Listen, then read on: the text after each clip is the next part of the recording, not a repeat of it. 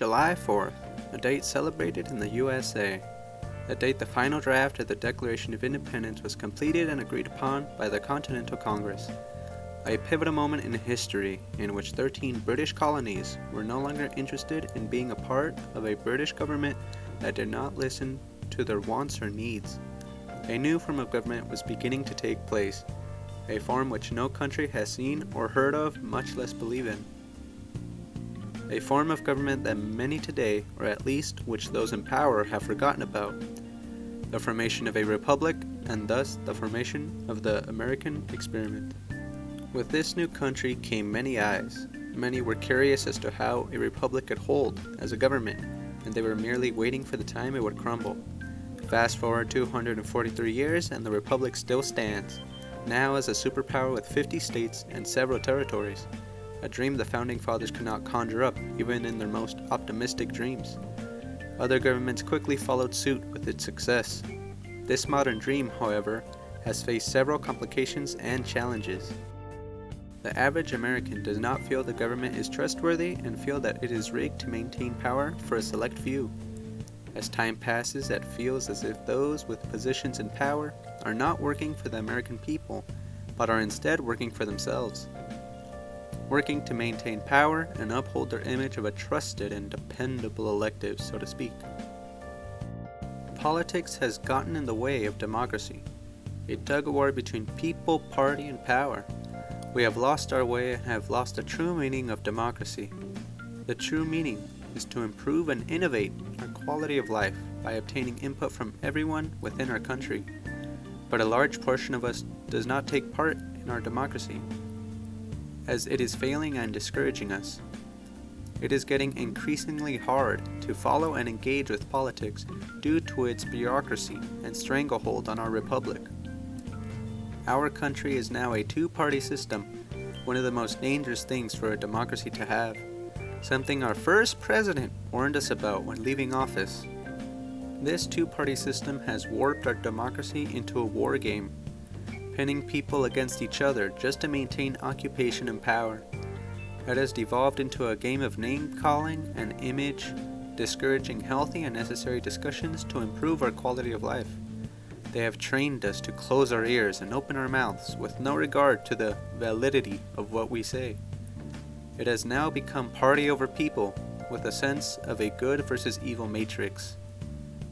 Our party system has achieved a state in which our people in government are either for one party or another, making our complex systems binary. This oversimplification is dangerous to our well-being when we need a diverse and healthy mix of all ideologies, without being presented with a letter before our name. In many states, we now have to place that letter before our name in order to be able to vote, classifying us in a certain light when we as citizens are not that simple. The people comprising of our government have held the reins for far too long, with no check to their influence and power. Families on both sides contribute to this cycle. Our government is increasingly getting stuck with the same minds and people, giving no flavor and innovation to our government, an area that desperately needs diverse solutions in order to succeed. But not all is bad. We are still young, 243 years in the making. Our system has devolved, but we may yet restore it to what it should truly be. Check the powers of those in office and restore our republic. Limit congressional and Supreme Court terms to get an influx of refreshing people and refreshing ideas. A start would be a 3 to 4 term limit to the House, constituting a lifespan anywhere from 6 to 8 years, with a 2-term limit in the Senate, a lifespan of 12 years. The Supreme Court should not be a term of life, but be limited to a 20-year, one-time term. Our Founding Fathers constituted the court, while their lifespan was about 35 years of life. Our laws are ever-changing. The same 9 people should not be in control of the law for decades on end. Our democracy does not grow and improve from the same people taking control of over 300 million of us year after year. We must be able to vote and choose which candidates we prefer through a ranked choice vote that truly reflects our democracy. This will limit the stranglehold of the two-party system and give way for other parties to rise and answer our people's needs. Hypothetically, this should pave the way for a government with no political parties. This would remove biases and tribe wars that constantly block progress within our systems. Ranked choice voting also prevents the waste of votes in our current system. Currently, if you vote for a candidate that then suspends their campaign, your vote has already been cast and your voice is restricted within the rest of the election. But with ranked choice voting, your vote will be heard even if your number one candidate suspends, as your vote will then be distributed to your second choice, and so on. Without it, people are coerced to vote for familiar candidates, even if they don't align with the candidate's values, just so their vote will count. I love democracy. I love the Republic. Thus, ranked choice voting will decrease the power of the two-party systems. Other tools such as gerrymandering, redlining, and filibusters limit the extent to which our progress is able to grow, and should be illegal. Gerrymandering and redlining restrict our votes and secures a victory for those in office. Filibustering makes it difficult to reach a suitable solution to policies and ideas.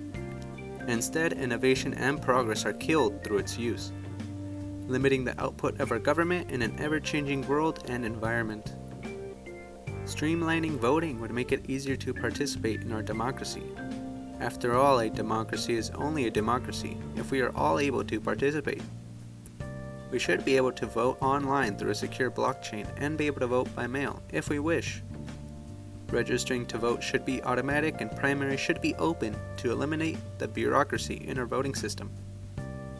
Passing these changes will be difficult, but a secure way to do so is to take part in our own government.